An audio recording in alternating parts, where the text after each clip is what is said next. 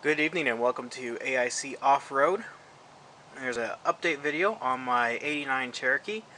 I've done quite a bit of work to it over the Thanksgiving holiday weekend. If you saw my other video, I replaced the air filter lid due to a vacuum issue I was having, which has now been resolved. Makes me very happy. The other thing I did was work on my heater. Um, since I've owned the Jeep, I have not had a heater on it. Not that big a deal being in Arizona. However, it does get cool, and I'd really like to go up to the snow sometime this season. And though that would require having a heater, at least a heater would make that trip significantly nicer. Now, on a Renix era, so that's 87 to 90 Jeep, um, they have a heater bypass valve, and I thought that might be part of my problem, and it was. It's actually here, and it's still hooked up because I was messing with it. But what it does is this valve opens and closes with a vacuum. So unless you have, if you have pure cold on, it closes the valve, which is there. If you have anything but pure cold on, it opens the valve. But if you look inside and see, even with the valve quote-unquote open, it's not very open, and I apologize if you can't see this.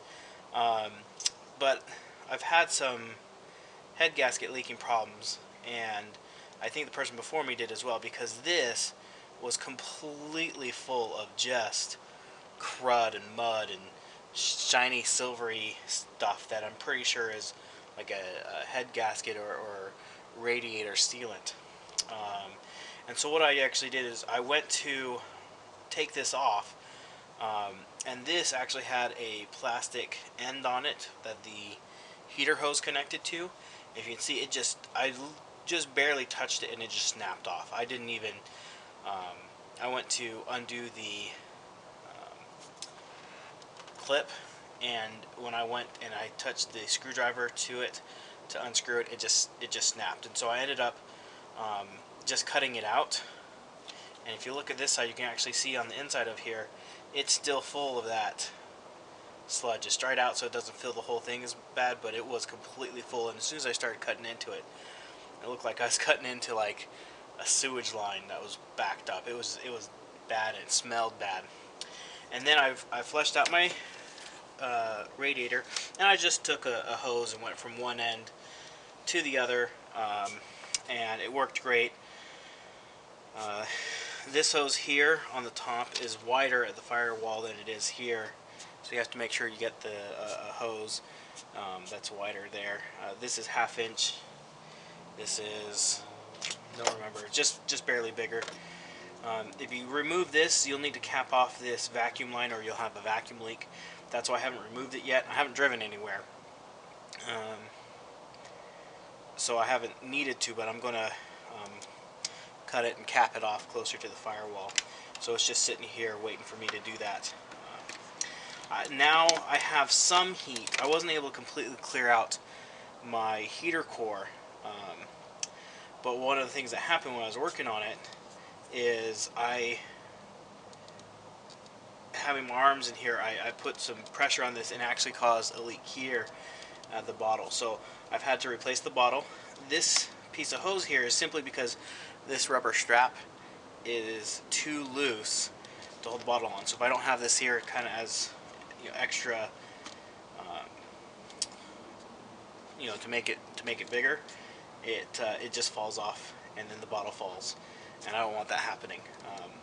And so this piece of hose here is simply just to keep everything in place.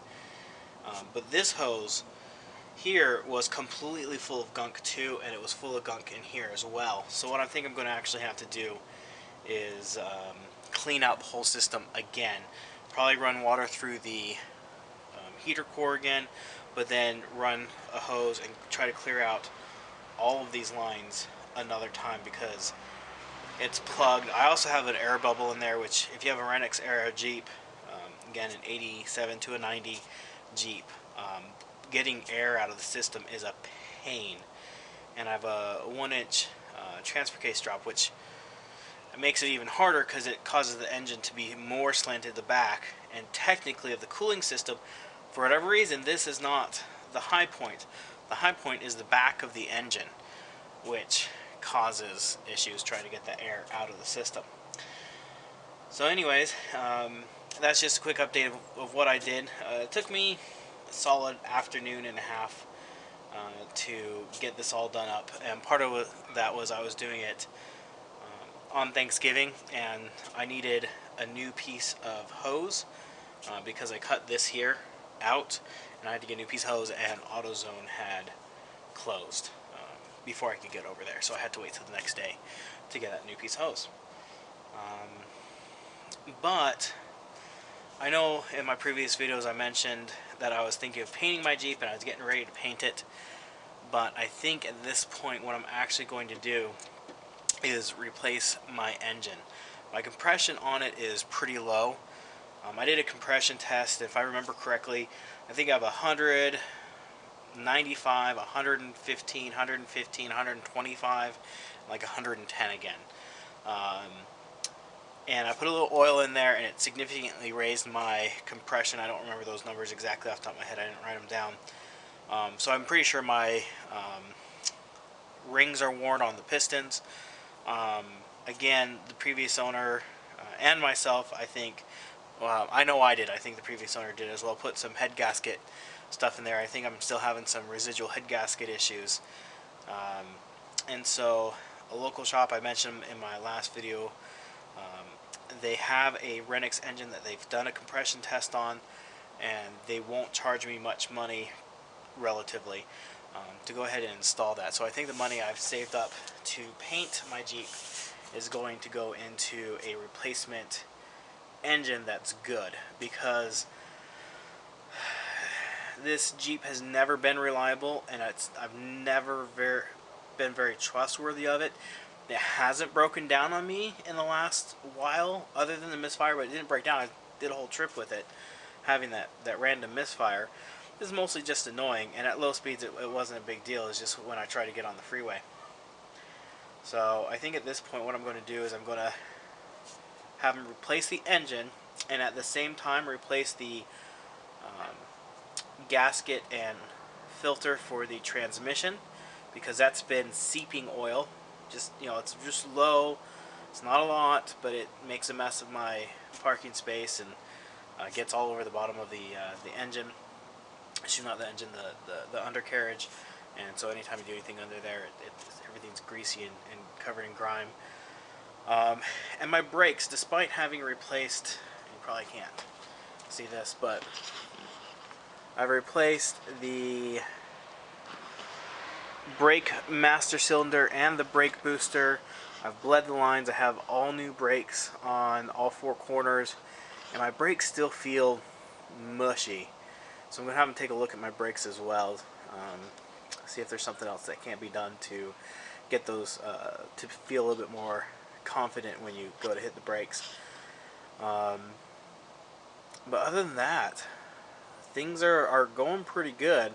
I mean, it runs and drives and it doesn't overheat right now, but I don't have confidence in this engine not stranding me, especially, you know, it's just, I know I know it's just going to wait until I'm out in the middle of nowhere and just conk out on me, just for kicks and giggles. But other than that, things are looking good. Looking forward to hoping to go camping in the next couple of weekends, and then getting up into the snow, and hopefully have some good videos of both of those. I didn't have any video from my last trip. I did post some pictures up on, if you're on Cherokee forum or Jeep forum, I threw some videos up, or some pictures up on there, but I didn't have any video from my trip. I didn't bring my GoPro, I forgot it. Anyways, if you have any questions or comments, feel free to leave those down below. Happy to respond to any of that.